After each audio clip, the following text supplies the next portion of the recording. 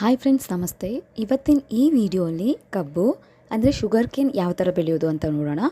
ಕೃಷಿ ಮಾಡೋ ರೈತರು ಮಾಡೋ ವಿಧಾನವೇ ಬೇರೆ. ನಾವು ಮನೆಯಲ್ಲಿ ಗಾರ್ಡನಿಂಗ್ ಮಾಡೋರೇ ಬೇರೆ. ಯಾಕಂದರೆ ರೈತರು ಭಾಳಷ್ಟು ಕ್ವಾಂಟಿಟಿಯಲ್ಲಿ ಬೆಳೀತಾರೆ. ಅದಕ್ಕಂತಲೇ ಗೊಬ್ಬರನೂ ಪ್ರಿಪೇರ್ ಮಾಡ್ಕೋತಾರೆ. ಅದಕ್ಕೆ ಗೊಬ್ಬರನೂ ಪ್ರಿಪೇರ್ ಮಾಡ್ಕೋಬೇಕಾಗುತ್ತೆ. ನಾನಿಲ್ಲಿ ಕಾಂಪೋಸ್ಟ್ ಯೂಸ್ ಮಾಡಿಕೊಂಡು ಕಬ್ಬನ್ನು ಬೆಳೆಸ್ತಾ ಇದ್ದೀನಿ.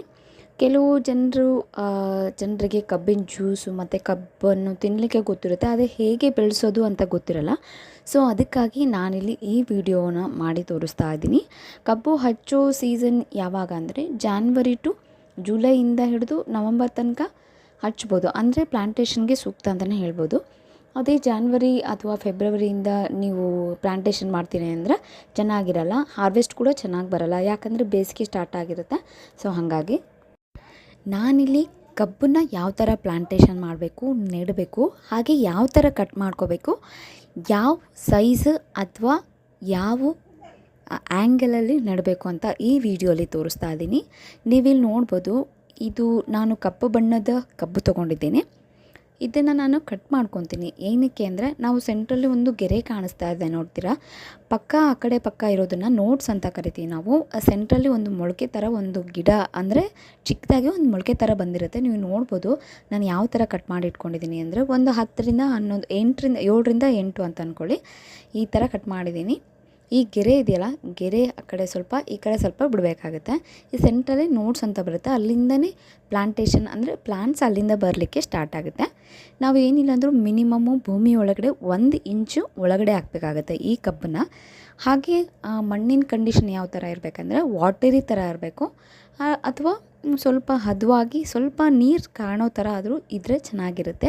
ಆಗ ಬೇಗ ಬೆಳೀಲಿಕ್ಕೆ ಸ್ಟಾರ್ಟ್ ಆಗುತ್ತೆ. ಏನಕ್ಕೆ ಕಬ್ಬಿಗೆ ಯಾವಾಗಲೂ ಸ್ವಲ್ಪ ನೀರು ಮಾಯ್ಶ್ಚರ್ ಕಂಟೆಂಟ್ ಅನ್ನೋದು ಇರಬೇಕು.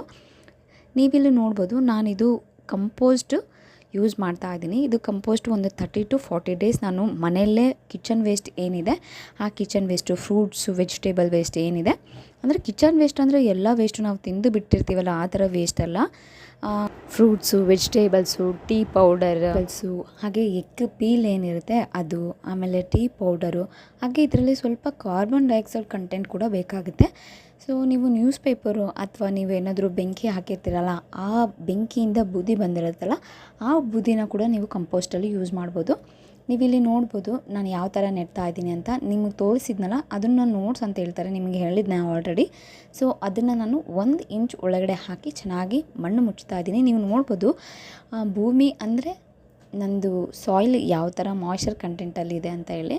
ಸೊ ನಾನಿಲ್ಲಿ ಸ್ವಲ್ಪ ಗ್ಯಾಪ್ ಬಿಟ್ಟು ಒಂದು ಕೈ ಉದ್ದ ಬಿಡೋಷ್ಟು ಆದರೂ ಬಿಟ್ಟಿದ್ದೀನಿ, ಗ್ಯಾಪ್ ಬಿಟ್ಟು ಪ್ಲ್ಯಾಂಟ್ ಮಾಡ್ತಾ ಇದ್ದೀನಿ. ಇಷ್ಟು ಮಾಡಿದರೆ ಸಾಕಾಗುತ್ತೆ, ಈಸಿಯಾಗಿ ಮಾಡ್ಬೋದು. ಹಾಗೆ ನಿಮಗೆ ತೋರಿಸ್ದಂಗೆ ಕಂಪೋಸ್ಟಲ್ಲಿ ತಂತಾನೆ ಅಂದರೆ ಮಳೆಗೆ ಸ್ವಲ್ಪ ಎರೆಹುಳು ಅನ್ನೋದು ಬಂದಿರುತ್ತೆ. ಆ ಎರೆಹುಳು ಇದ್ದಷ್ಟು ತುಂಬಾ ಒಳ್ಳೆಯದು. ಏನಕ್ಕಂದರೆ ಎರೆಹುಳು ಇದ್ದಷ್ಟು ಮಣ್ಣು ಲೂಸ್ ಆಗಲಿಕ್ಕೆ ಹೆಲ್ಪ್ ಆಗುತ್ತೆ. ಆಗ ಏನಾಗುತ್ತೆ, ಯಾವ ಗಿಡ ಪ್ಲ್ಯಾಂಟ್ ಬಂದಿರುತ್ತೆ ಅದನ್ನ ಬೇರುಗಳು ಎಲ್ಲ ಕಡೆ ಹರಡಲಿಕ್ಕೆ ಹೆಲ್ಪ್ ಮಾಡುತ್ತೆ. ಸೊ ಹಾಗಾಗಿ ಗಿಡನೂ ಚೆನ್ನಾಗಿ ಬರುತ್ತೆ, ಹೆಲ್ದಿಯಾಗಿ ಬರುತ್ತೆ ಅಂತಲೇ ಹೇಳ್ತಾ ಇದ್ದೀನಿ. ಬನ್ನಿ, ಹಾಗಾದರೆ ನಾನು ಯಾವ ಥರ ಎಲ್ಲ ಕಬ್ಬನ್ನು ಪ್ಲ್ಯಾಂಟ್ ಮಾಡ್ತಾ ಇದ್ದೀನಿ ಅಂತ ನಿಮ್ಮ ಜೊತೆ ಶೇರ್ ಮಾಡ್ತೀನಿ, ನೋಡ್ಕೊಂಡು ಬನ್ನಿ.